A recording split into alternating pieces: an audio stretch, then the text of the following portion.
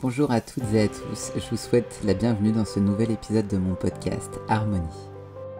J'en parlais hier avec une amie et ça m'a donné l'envie d'en faire un épisode de podcast.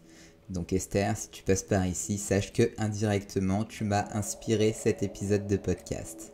Dans l'hindouisme, Ekadashi est une journée sacrée de purification et de pratique spirituelle dans la tradition du yoga.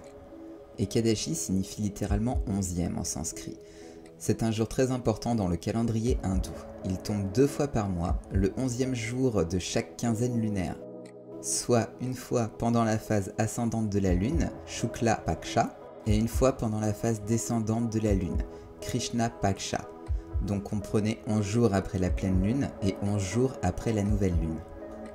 Ekadashi est considéré comme une journée propice pour se libérer des charges karmiques, purifier le corps et l'esprit et se rapprocher de la conscience divine. Pendant Ekadashi, il est courant de pratiquer le jeûne, appelé Upavasha en sanskrit. Le jeûne pendant Ekadashi peut prendre différentes formes, allant du jeûne strict sans consommation de nourriture ni d'eau pendant toute la journée, à un jeûne plus souple où on s'abstient de certains aliments spécifiques. Le jeûne pendant Ekadashi est considéré comme une pratique de purification qui aide à éliminer les toxines du corps et à calmer l'esprit.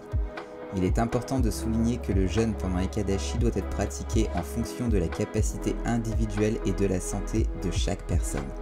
Donc il est toujours conseillé de consulter un professionnel de santé avant de commencer un jeûne prolongé.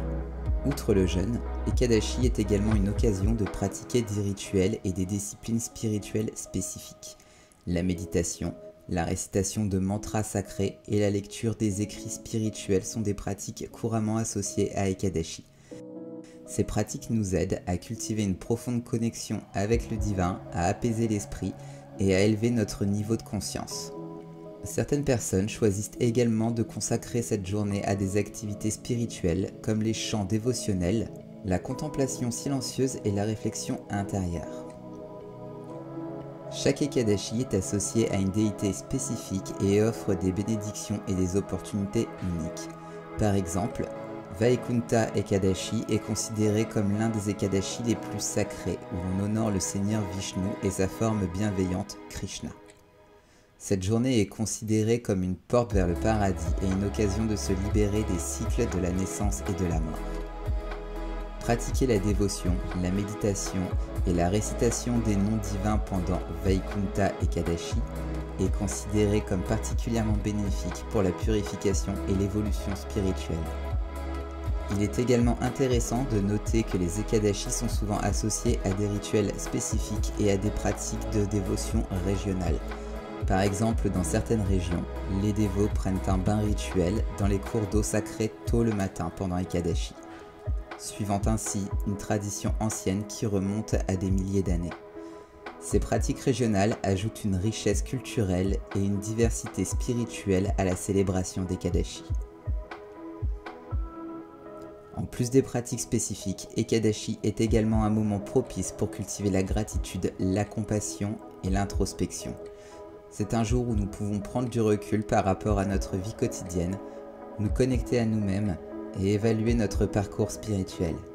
Nous pouvons réfléchir à nos actions passées, à nos intentions et à nos inspirations, et prendre des engagements pour vivre de manière plus alignée avec nous-mêmes. Ekadashi est une journée de purification spirituelle et d'élévation de la conscience. Que vous choisissiez de jeûner, de méditer, de réciter des mantras ou d'autres pratiques spirituelles, Ekadashi offre une occasion précieuse de se connecter à notre être profond et de progresser sur le chemin du yoga. En vous engageant dans ces pratiques, vous pouvez ressentir une profonde tranquillité intérieure, une purification du corps et de l'esprit, et une ouverture à une conscience plus élevée. Pour moi-même pratiquer Ekadashi, la journée se passe relativement bien, même en travaillant toute la journée. J'avais quelques appréhensions la première fois puisque je ne suis pas une adepte du jeûne et que j'aime bien manger, mais dans l'ensemble, la journée se passe plutôt bien.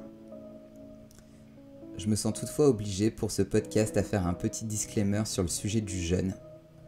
Que vous pratiquiez une journée de jeûne, que ce soit pour Ekadashi ou dans le cadre d'un suivi naturopathique, ne vous obligez pas à le faire si vous ne vous en sentez pas prêt.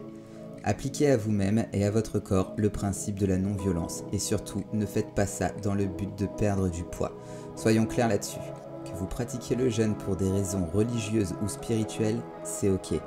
Pour perdre du poids, en revanche, il existe de bien meilleures façons de perdre du poids sainement sans devoir s'affliger une privation volontaire de nourriture.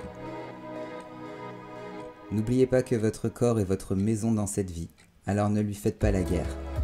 Car même si vous n'aimez pas votre corps chaque jour, votre corps, lui, vous aime chaque jour.